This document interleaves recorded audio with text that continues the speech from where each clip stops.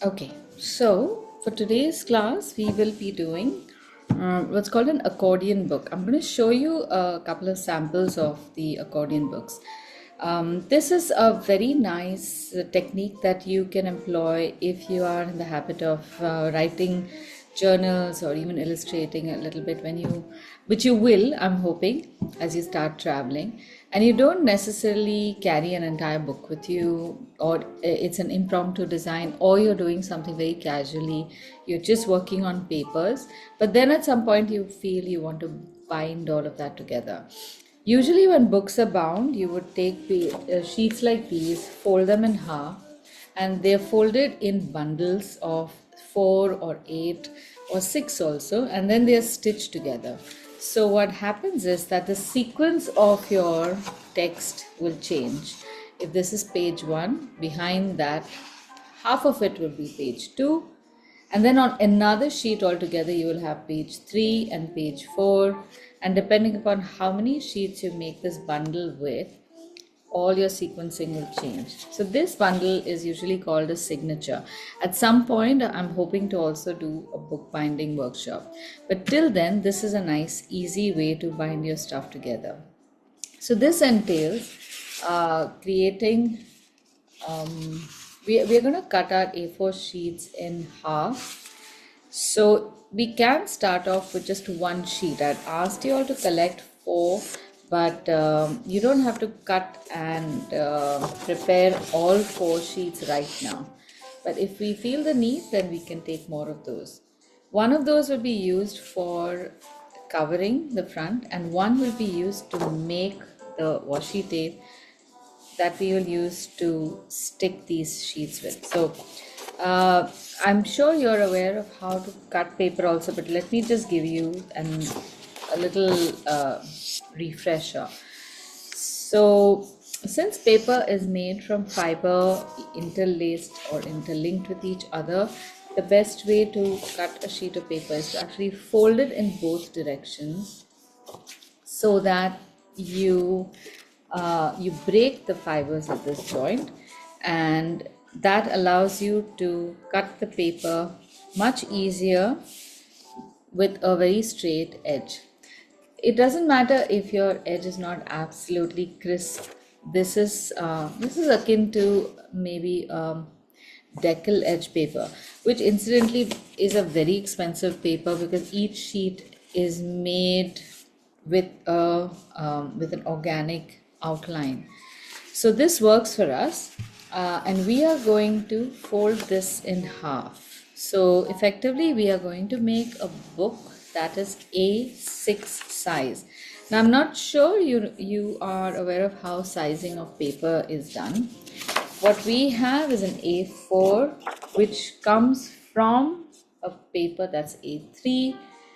Four of A4 sheets become A2, so on and so forth, up to A0, which is a huge sheet often used in high-end printing and production. So as you keep folding and going lower, you're cutting the paper, you start making a smaller and smaller size. So half of A4 is A5, which is this sheet, and when we fold this, we are making an A6 book. This is just general knowledge. It's not really going to matter to you unless you start working in print media or something. But it's good to know so that when you go Good out knowledge. there Yeah. and you want to buy something that's an A5 or A6 or something, especially online, when you can't see the size, then you're not completely lost. Okay, so right now we have got these two sheets from our A4 paper, which are going to give us four leaves, one, two, three, and four, and we are going to attach them in the center. This can easily be achieved just by taking a tape and just attaching it and be done with it. But of course, we are not that kind of art class. We try to make life as complicated as possible because we have so much time and nothing really to do. So, what I'm going to do now is I'll just show you some samples of the um, the accordion books that I've done previously. So it'll give you some ideas of what we're looking at.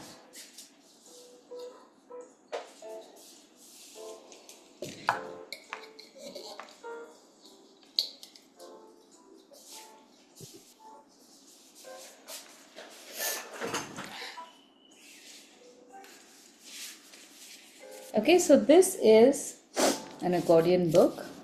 The ribbon Mhm. is tied up because this doesn't otherwise have a way to hold it together. And it basically opens up like this. Mhm. So this is something we had done for a travel art session in which we made only one illustration per week, but we made it on sheets of paper instead of in the book. So then we had to bind it together, and one technique was the quick and fast method by using invisible tape. You can see over here at this joint, it's just a transparent tape and the sheets are attached. But on this side, it's a little more fun because we have made our own tape. And you don't really have to make a tape as much as you have to just illustrate something and paint a strip the height or a little longer than the height of your book and just paste it. It's as simple as that. So another book, this was for my a workshop that I was going to have. These are prints of all the previous travel workshops, not workshops, modules that we have done. And I have literally just attached them with tape. So this is the easy way of going about it. So I'm going to show you that as well as how to make a cover. That's where that card paper is going to come in. We have these sheets and I'm going to use another sheet from a previous class. We used this to make book jackets last week. So I have all this extra paper left over. So I am going to now make a design in about 1 inch of space here and cut it out along the edge and then paste that over here.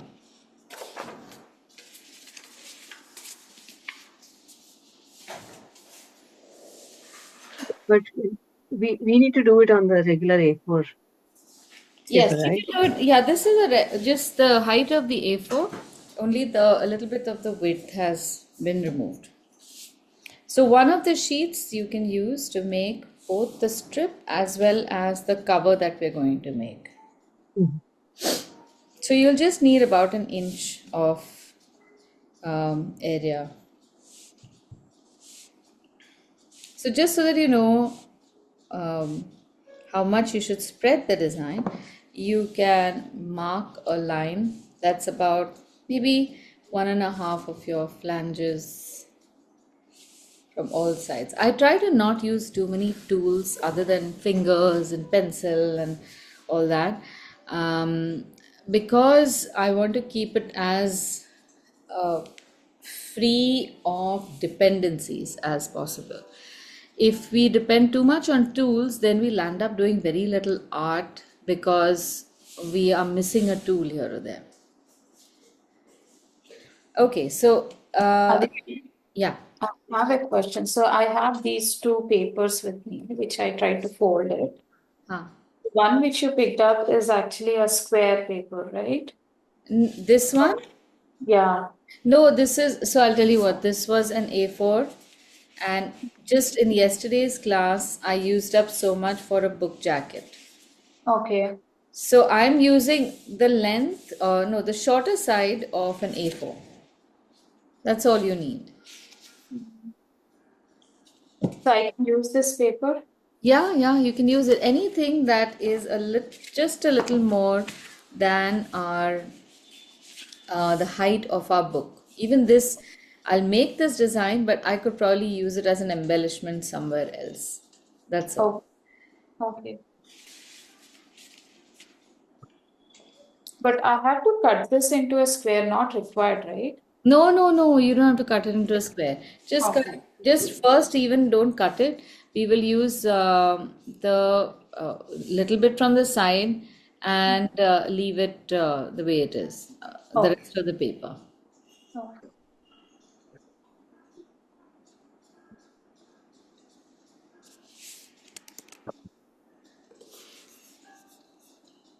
Just 1 second.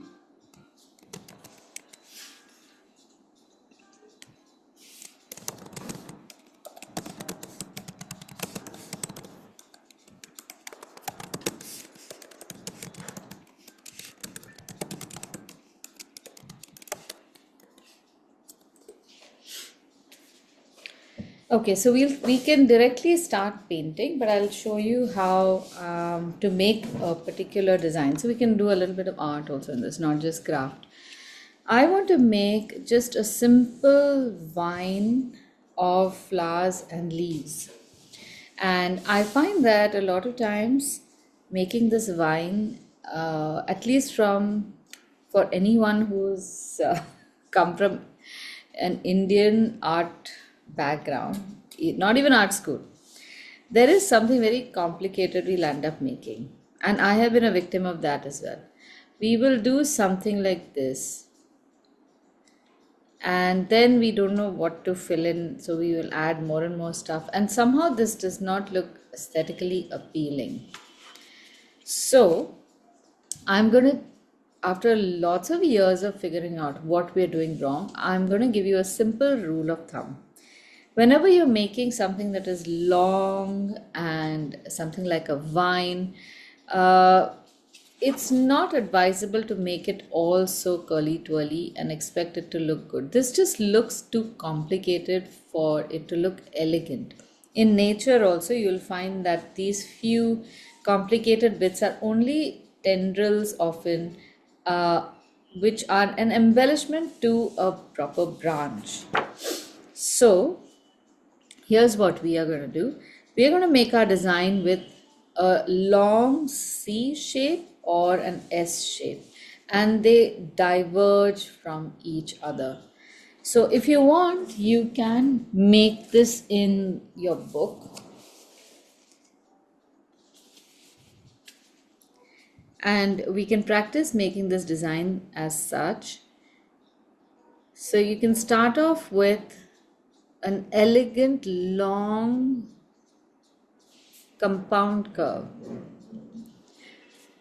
So a compound curve is a curve which moves in one direction and then another direction and stops. This is a compound curve. So a curved line is made up of several compound curves. So this is a compound curve. To this we can add another compound curve, but you don't do the exact opposite. You go with a certain flow, but you change the design a little bit. Now both these are turning towards the left.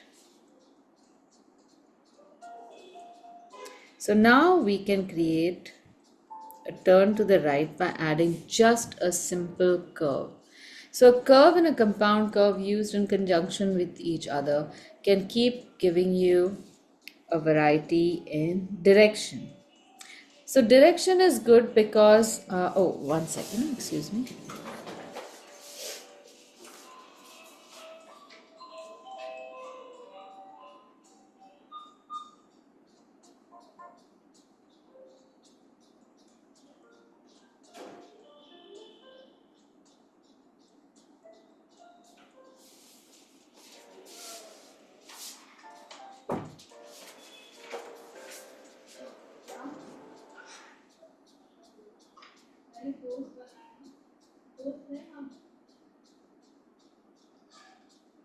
Okay, so back to our vine.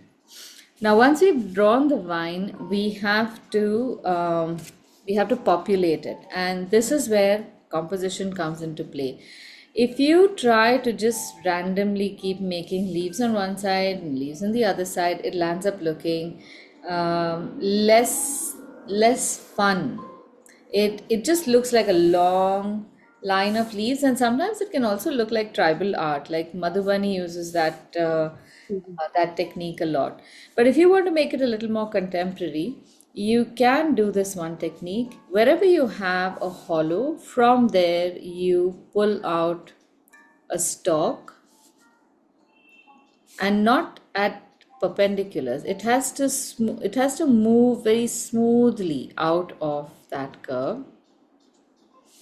Even over here, so you see what I'm doing. I am bifurcating, but very smoothly out, and then bringing it slightly closer again inwards.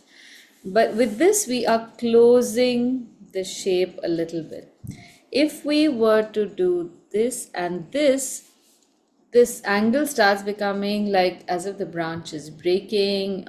It adds too much tension, and also we have to then fill up all this area. So that's there, and then here, instead of drawing the stalk from this side, I can draw it from here as well, because technically the curve starts like this. So you know how you can very elegantly move your lines around.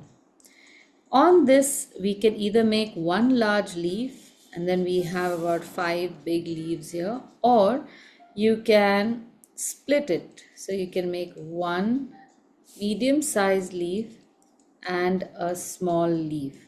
Since our design is going to fit only in an inch long column, we don't want to spread the leaves out too much. Now, you might wonder how this works as an exercise in composition.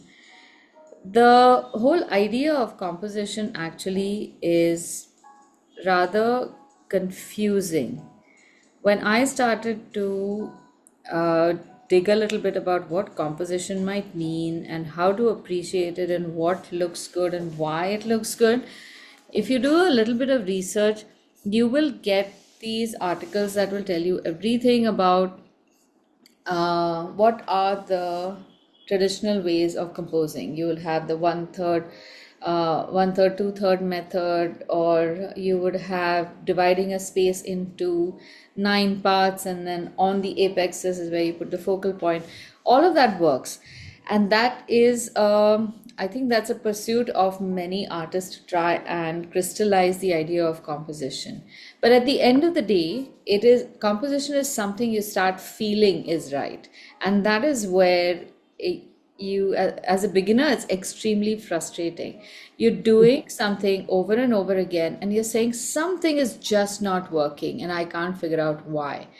So because of the subjectivity of art, you can't, it's not like math. You can't say take 2 from here and 5 from here. It's not even like cooking. There is Yeah. something about just seeing stuff that you do, the time that you spend with that subject, and doing that over a period of time. You will, sorry, repeatedly, you will start feeling something is working and something isn't. So to give you at least a starting point that is not as mystical as just, okay, I'm feeling my composition is good. The idea of space on your paper is something that you should consider. We focus so much on the positive, on drawing stuff and making that look beautiful, that we do not realize that it is going to be within a certain space. And a good composition is one where the use of the positive as well as the negative space is in harmony. So you may have a lot of positive and very little negative space. You may have a lot of negative space and very little positive space. In these are the two extremes, and somewhere in between, what we need to do is find balance. And the easiest way is to do something like this vine. What I'm trying to do now, while I'm placing all these elements, is at least two things. One is to make sure that I'm cutting up the space as evenly as possible. And second, in the space that I have cut, I'm allowing my eye to flow through that negative space in a pleasant rhythm. Now, obviously, our eye doesn't do this, it doesn't see everything like up and down, but there is a manner in which subconsciously our sight moves across a design. And if you have almost like a little channel that flows through, some places there might be overlaps, but then how the spaces overlap, where you have a narrow point adjacent to another narrow point and your eye can skip over, all that makes a design pleasant. So as we go along, I will keep telling you a few of these things that might make sense, so that when you look at your previous work and which you're unhappy with, you will start figuring out exactly what you could have done differently. Right, so here now, if I cut the sheet, you will see that there's a nice flow in the negative space. And I can now add things like maybe a little flower, simple flower, not too complicated. We don't want to distract. Remember, this is only supposed to be an embellishment for the paper. This is not going to really be the hero. What we want is for this strip to join two sheets, but the hero is actually what you're going to write or draw in this space. So we don't want it to go overboard. Okay, so this is our pattern. Now, if you're comfortable with this, we can redraw it or just start painting it. You can start with using a medium-sized brush like a number 4. And as far as colors are concerned, try this one trick. Watercolor is not meant to be used in isolation. It loves its friends. So you should try and take more than one shade of paint. I prefer, and also in this, if you use contrasting colors, they are going to create a brown or a very dull color. So look for colors which are in the same area on the color wheel. All the blues and greens are generally good friends, so they get along well with each other.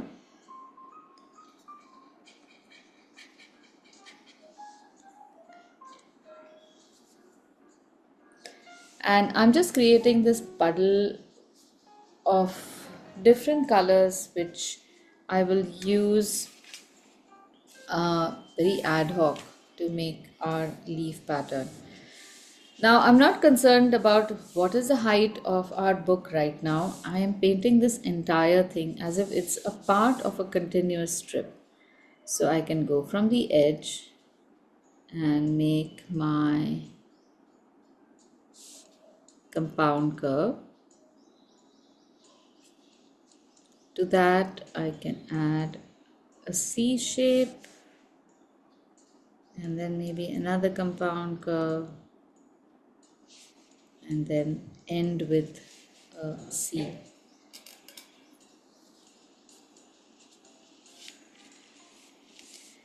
Now, as before, wherever you have a hollow, you can extend out a stalk. Even if the color is changing, don't worry about it. It should look nice.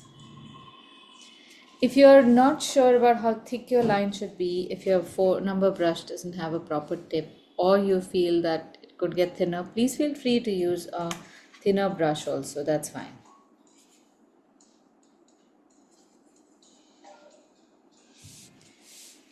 And I'm just going to show you how to make these leaves by manipulating your brush.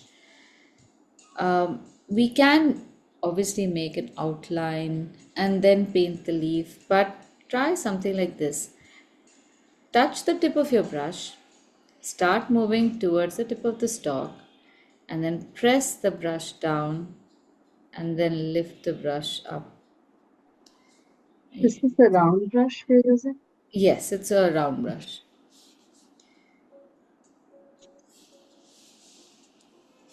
So you can do this a couple of times and create some very organic shaped leaves. And don't look for the leaf to be absolutely perfect. No, no plant in the world makes absolutely perfect leaves. And all trees have all sorts of leaves.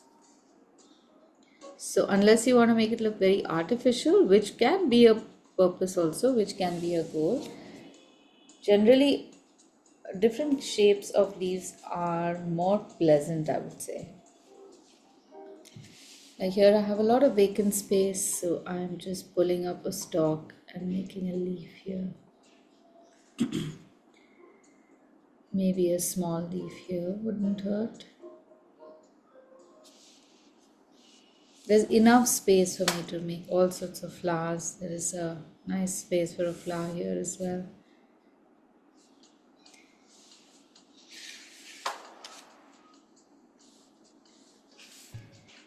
And let's use scarlet to make these flowers. I'm turning my stalk around because again the flowers I don't want to make them like a shape, but you can basically just touch your brush and pull it down, and this can be a flower also. You can pull it down a couple of times and this becomes like a little rosebud. One, two, that's another one. So something like this, which is a, this is not a full-fledged project. This is just part of or a small part of a project. You must use techniques that are, or you must try to do these fast enough so that you can do pay more attention to the main project itself. If we spend 20 minutes in making just a strip like this, then the rest of the project will suffer.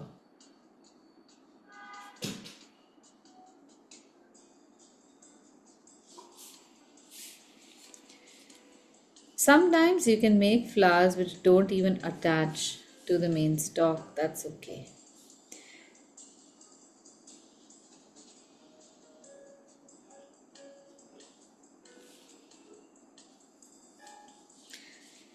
So some of the rules in again composition are if you have to fill more than one item in a row, similar looking items, which is called repetition, try to not repeat it exactly the same immediately one after the other, right next to each other, vertically or horizontally aligned precisely the same way or angled in the same way, because then it starts looking like a glitch in the matrix, literally, and that is not comfortable.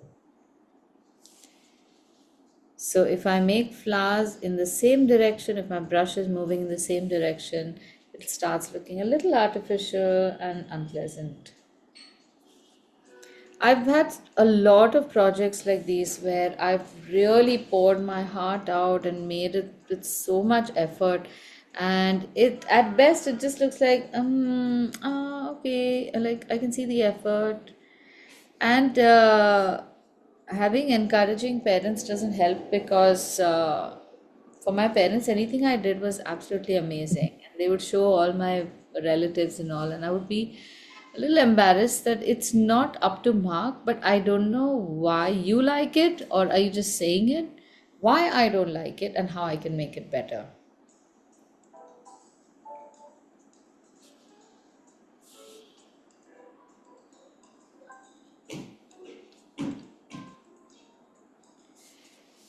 Okay, once we're done with this, we have to just cut along the edge. So if you've got a simple craft scissor, you can just cut along.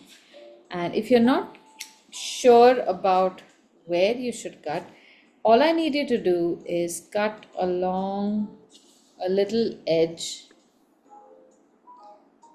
of the shape. And make sure that we have at least so much space all around. Now this is the narrowest part I think in my tape, But I'm making sure that these lines don't come too close together, because remember, we need a certain width to go around the joints. So when you're cutting, in some places, if you feel the need to cut some extra space, or you feel that this is too narrow, you can just stop and make more leaves if that is going to work.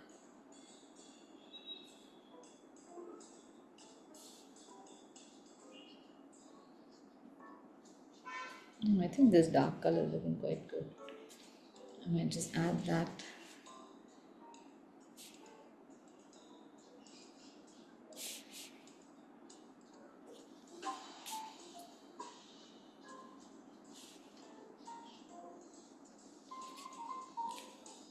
And proceed from there.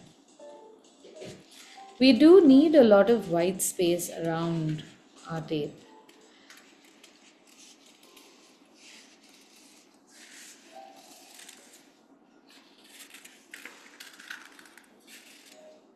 Here again, I feel I can add maybe a flower or a leaf. So let's just do that.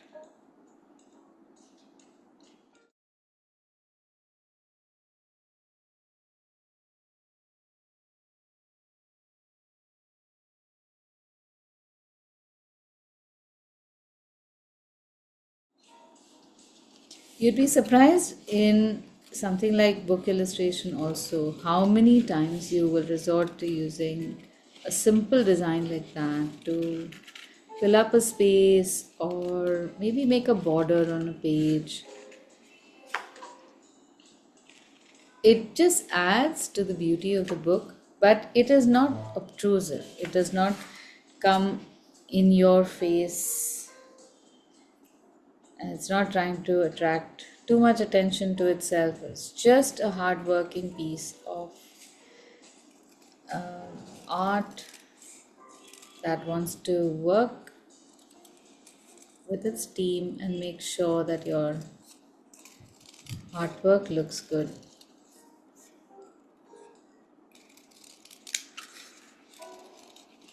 So I am trying to do this little bit of silhouetting. I am trying to follow a general shape of the tape.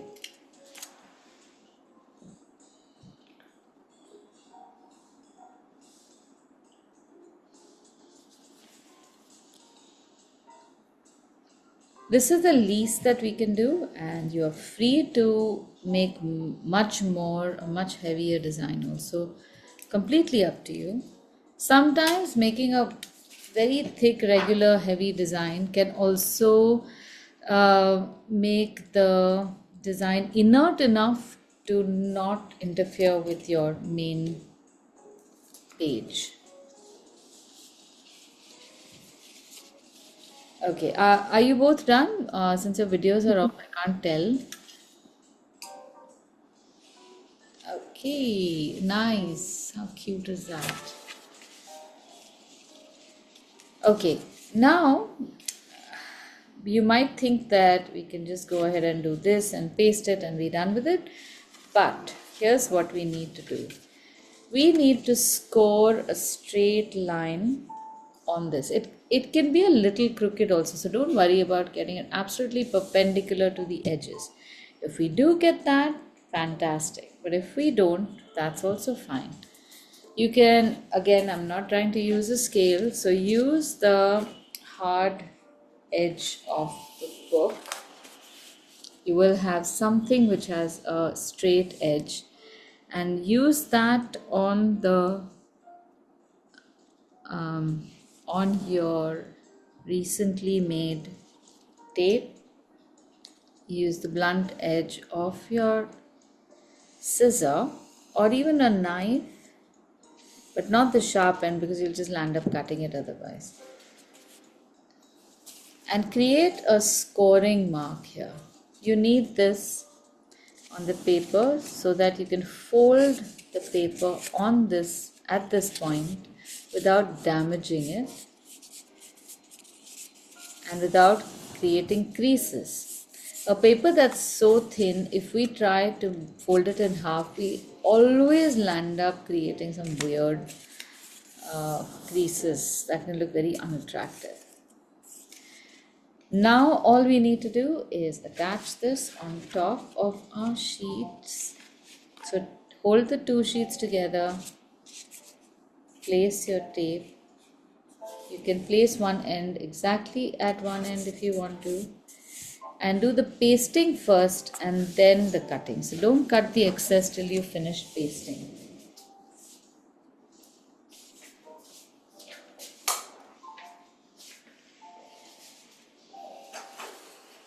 The thing with paper is when it folds, it behaves very differently. When it is straight, it behaves very differently. If we were to paste this straight and then try to fold it, we'll find some resistance. So for every craft in paper, there is a point or the right point or right manner of attaching. Oh, and also let's put your glue right in this lap, just at the edge, sorry, in the valley,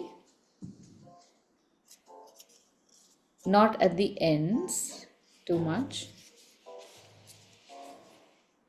Actually, we might put it at the ends also. Why not? Because the ends are going to attach. I don't know why I feel scared of putting glue on the ends.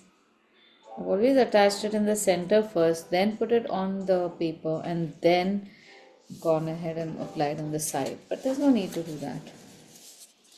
Okay, so our glued paper is ready.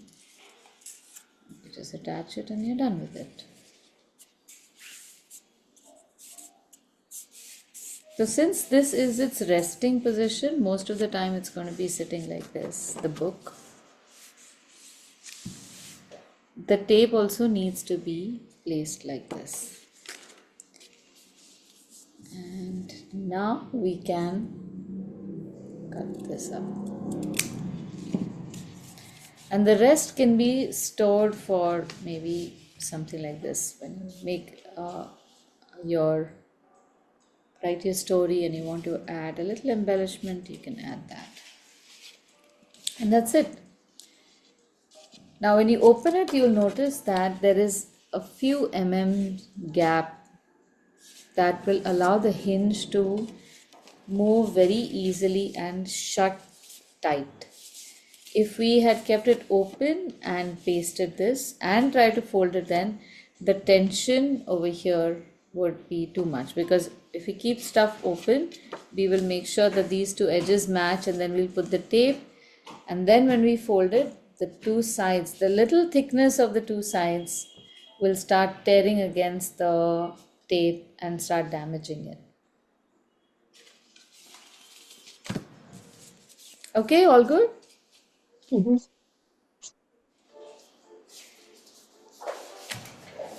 Okay, now I have this old card sheet from some time ago, but I'm going to make a cover using this. I've been storing this paper for several years now. I don't know what to do with it, so I'm just going to use it up.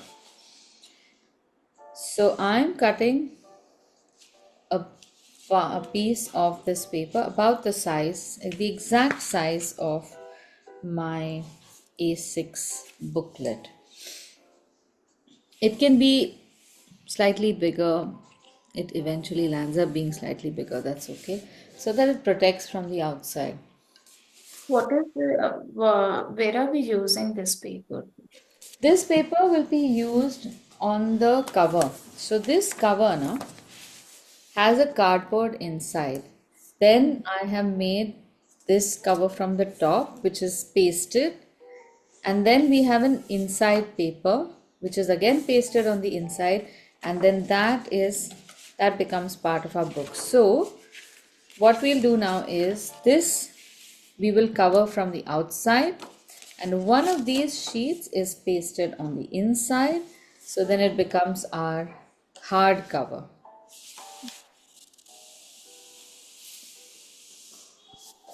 I'll just get a ribbon also. Had I mentioned a ribbon as well? Yeah, you did. Okay. So, Yeah. so I mean, you are making us do this on the regular A4 sheet paper right now, but Hmm. what is the actual thing we would use when we are making a travel journal? You can use Like, any. what is that? You're not restricted by the size of paper when you're making your own book like that. Okay, no, no, I mean, like, what quality of paper? It's the Again, it doesn't matter. So the cover usually, because there are multiple folds, about 120, 130 GSM paper that we're using, this one, Mhm. is Yeah, the okay, highest that you should go to. No, got it. normally these, but no, actually, why am I saying this? Hardbound covers can also be bound in leather. Leather is so thick. Hmm. So the cover binding can be absolutely any material. You can use cloth, you can use faux leather, you can use those anything, those fancy fabrics you get. Any kind of cover can be made. The inside part needs to be strong enough to hold the material. So that's why the card. So if you're using leather, then for leather they actually use a very thick cardboard. Those that's because then the leather has to be pasted, sometimes even stitched onto that board. Does that answer your question? Yeah, half of it. So, but what is the material that you're gonna use to do the journaling? Like, not just the first page or the hard cover, but what is the rest of the? Right now, I've just used the 130 GSM paper. Yeah, that's what I was thinking. Okay, But 130. but you don't need to use just this. This is because it is handy. But Got it. the whole point of having different sheets or being having the ability to join different sheets then frees you up to use Mm-hmm. different sheets also. Got So it. long Okay. as it is more or less this size. But that's the thing. I cannot say that this is what I would do, or any artist would do, because the whole point is to not restrict yourself. So Mm-hmm. if this is an A6 size and I'm joining A6, but what if I were to join an A4 size to this? Does this make it any less an accordion book? No. Mm-hmm. Then Mm-hmm. does it have to be a rectangular page? As long as I can attach it from here and then I can have anything on top and bottom, does it still work? The point is that there are, as long as a few things are kept in mind, that the binding needs to be strong enough within an area like this. And if you are going to display the book, then the base needs to be the Mm-hmm. same or something like that. Beyond that, you're free to use whatever you want. Got it. Okay. Often we don't do that because there's this whole fear of failure thing. But in art, failure is actually a forward movement. It's Mm-hmm. not. It's not wrong at all. In fact, if you're not failing, obviously you're not trying enough. So Mm-hmm. every failure is 10 leaps forward because you would have learned more than doing one guaranteed project, which is just one leap forward. Okay. So and now we'll just do all this cutting and all.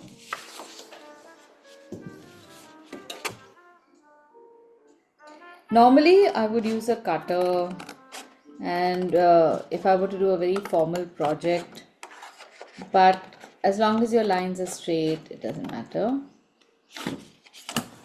And we'll just make one cover right now for one side. Then you can make another cover also, and the back also. But an accordion book is something that you can make for a long-term project. Like for example, if you wish to make something every month, an artwork every month, um, you can just keep stocking it and keep attaching it. The front can be made, this can be made, and every month you keep attaching. Obviously your skill is growing, so that by the end of the year when you make the back cover it will be a lot different. So in the beginning you don't have to decide on the number of pages and make the front and the back. Just make the front, make a few sheets, and then keep attaching, and then one fine day you will tie it up together. So I was just about to get my ribbon wrap. Okay, so we need a ribbon that can go around our book. So something that's about a foot or so long is fine. We are going to be attaching it on the left like Is it? this, and the top is going to be a little shorter, the back is going to be a little long, so that you can tie up a nice bow. So make a little fold, place your card, and imagine how thick your book might be, and see how you can tie that up. All right. So the front and back doesn't have to be equal. The back will have to be a little more than the front. All right. Now that we have our ribbon, we have our card sheet, we will now cut out a shape that's a little bigger than our cover. Just draw freehand. We just need an overlap of maybe about a centimeter and a half, or maybe about an inch. That's good enough.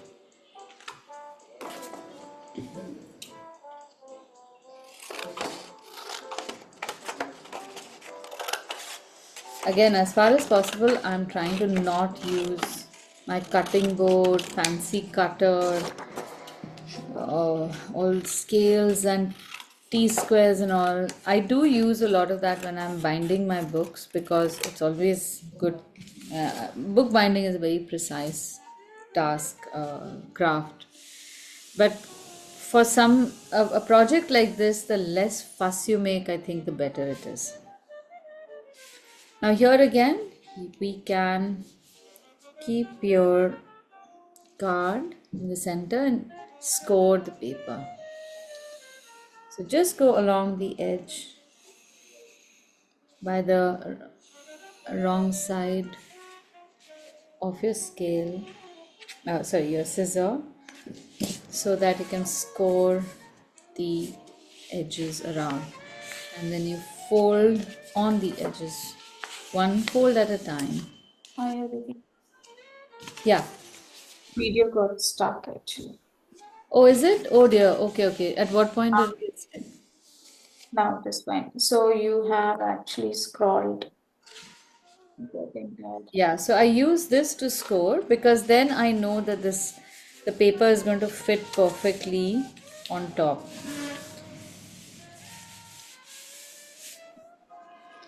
The scoring is generally like 1 mm beyond the size of your card.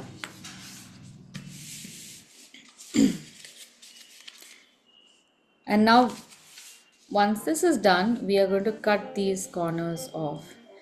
But in the cutting, we will leave a little extra space here, just a little, almost maybe just a millimeter or two. And we will cut a corner like this from all four sides. The reason we leave that space is because we don't want the corner of the book sticking out of the front. See? Now this is a nice sharp edge. If you leave a little extra, let's see what happens. The worst thing that can happen is you will get a little bump on the corner here, like this.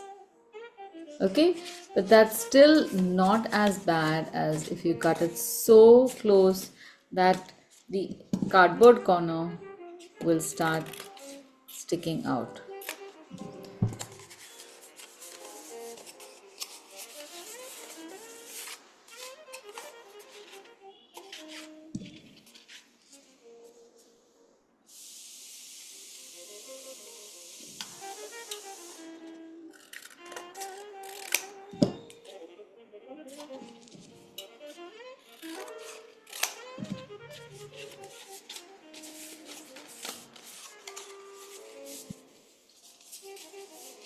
So this is going to be our outside cover.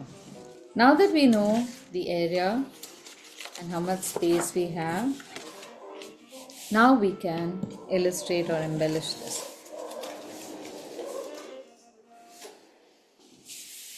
On this sheet now we can again practice composing, and we could use the same technique or the same design so that the whole book can look like one theme. This time round, because we have a large enough space, we could convert some flowers into larger flowers. So let's look at a space over here. Make a circle or two, and then make another circle over here. Not exactly the same on both sides. And from here we will have again that same thing. Make compound curves or simple curves and let the design flow.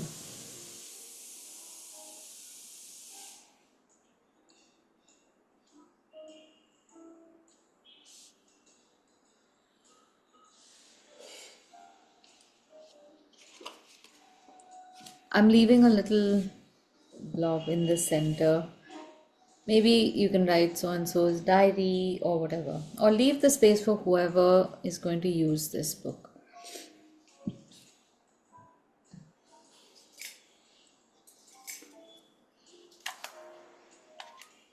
Now I'm going to make simple floral shapes with this, and I'm using a little bit of orange and scarlet. That's something that I'm always using, orange, scarlet, crimson a little bit. And here again I'm going to use some brush manipulation and create petals almost like a poppy, but with paint that is not too thick. So Malika, you had a problem with the washes, right? Yeah, with the wash. Yes. Yeah, so I wanted to speak about that a little bit. With color, if you need to make a wash, you Mhm. I'd given you a whole list of things. There is consistency of paint, there's the Mhm. brush you choose, how much medium you make, how much medium you load in the brush, and create the wash. So I'll just give you a little demo. If we were to make a wash in, where is my paper? Yeah.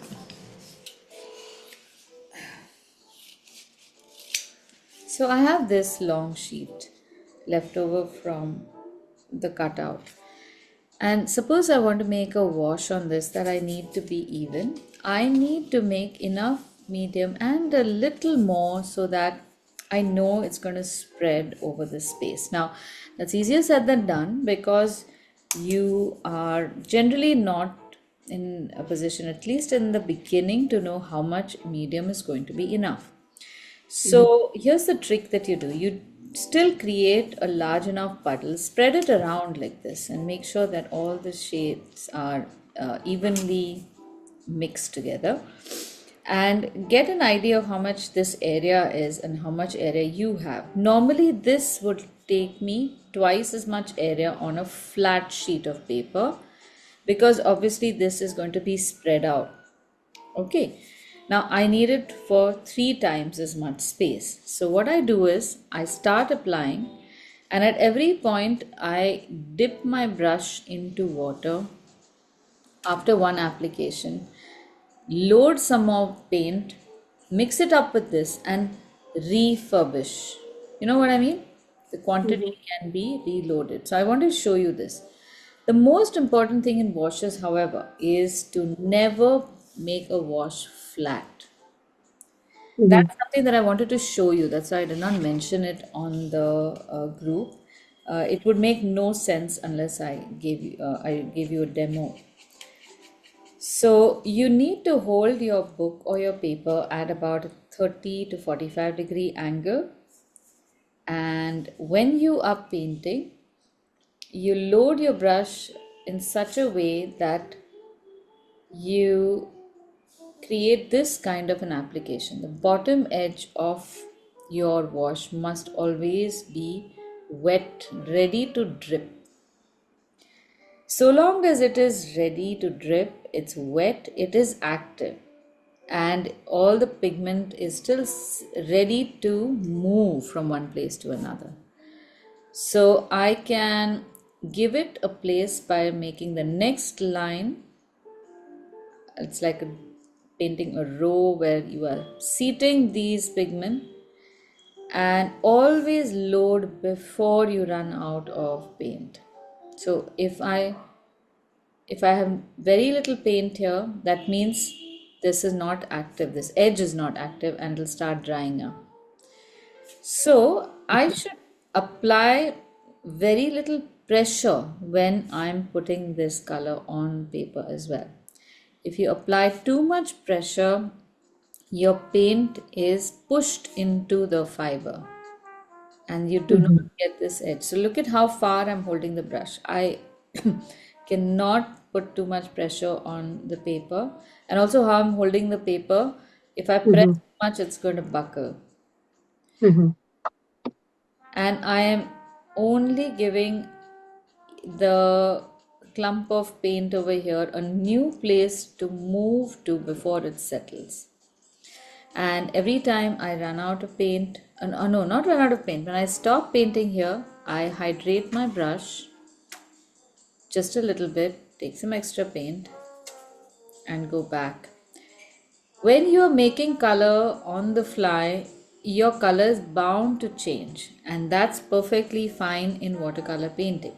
If you need a very flat, uniform color, you're probably not painting a watercolor. You should be painting something else.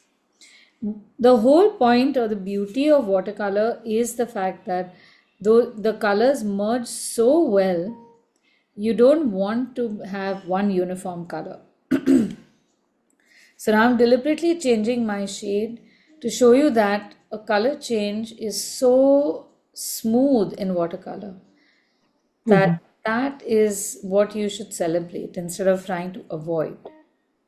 Try to incorporate it in your vision instead of fighting against it. It's like trying to make a lion a vegetarian. Why? Okay, and that's how you get an even wash.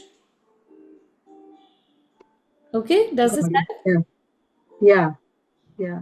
All I right. think it's, yeah, I'm actually making the wash as we are talking, and I think it's much better than what I had in the past, what I did in the past. So resist also the temptation of going back and correcting. Yeah. Because once the pigment is settled, it's done. If you feel you wanted any change, wait till everything dries and then paint everything all over again. Mhm. Okay, so that's that. Now, in the interest of time, I'm first going to paste the cover, get that out of the way, because this part I can do anytime, right? So now let's glue the cover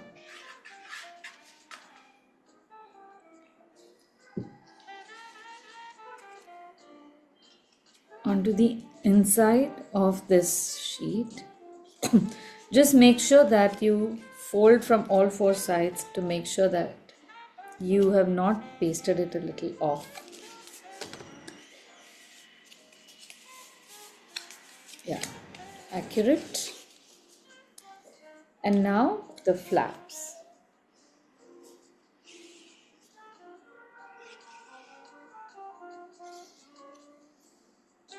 So if you land up using a very thick paper for the flaps, sorry, for the cover, then what you should use is another additional paper which is called an in paper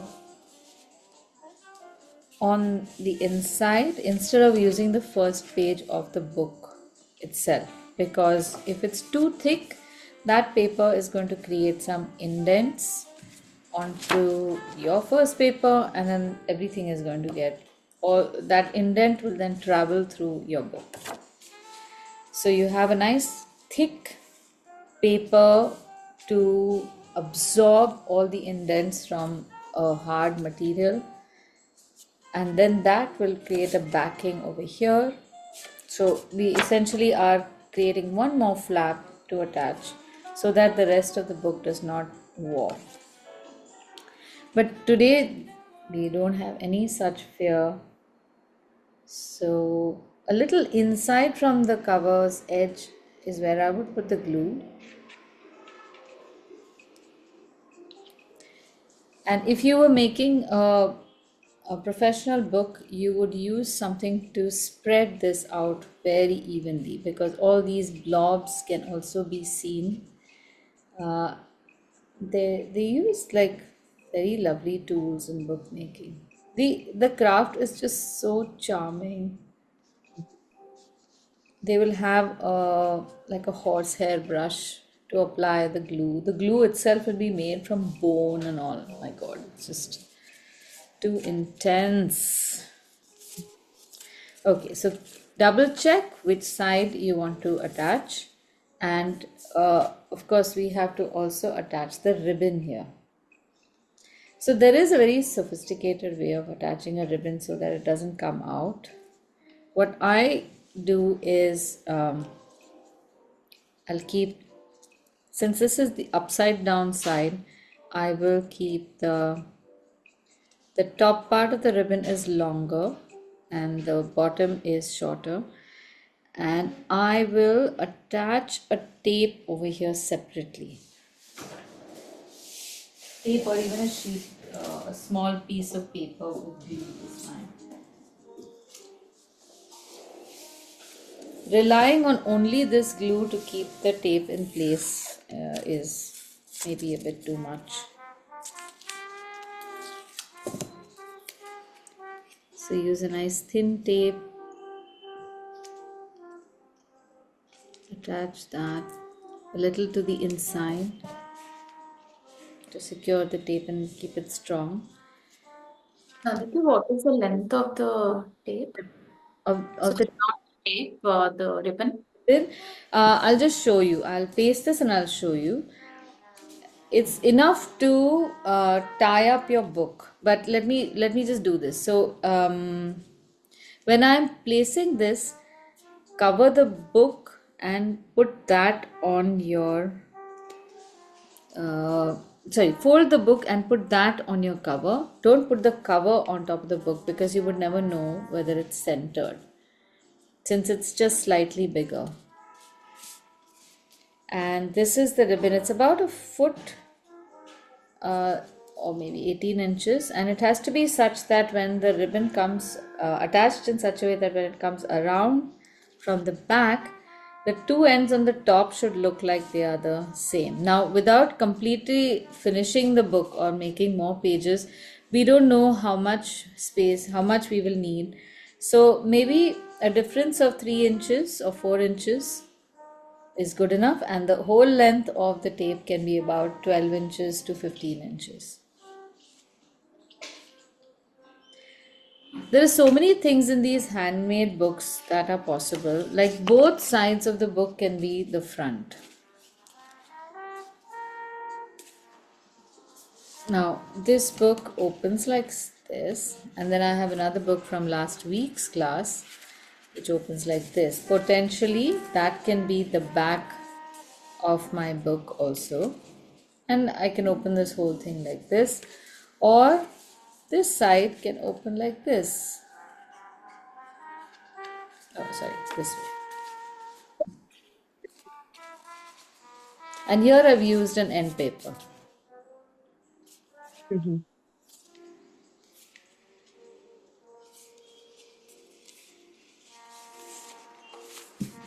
It's slightly smaller also. Okay, this also won't matter. See, one side is smaller, one side is larger. We can decide how we want our books to be. And regardless of how you attach them, because it's a blank page book, Any side can be front and any side can be top and any side can be the bottom. So this is how our book can be.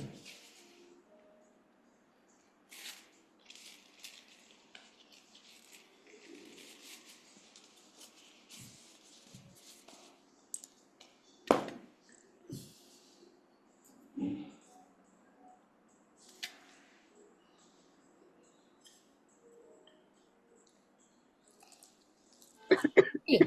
All right. Okay. So that's it for today, and I will see you next week. Thank you. Okay, thank you. All right. Bye Um, bye. yeah, thank you, Aditi. Bye. Yeah, bye.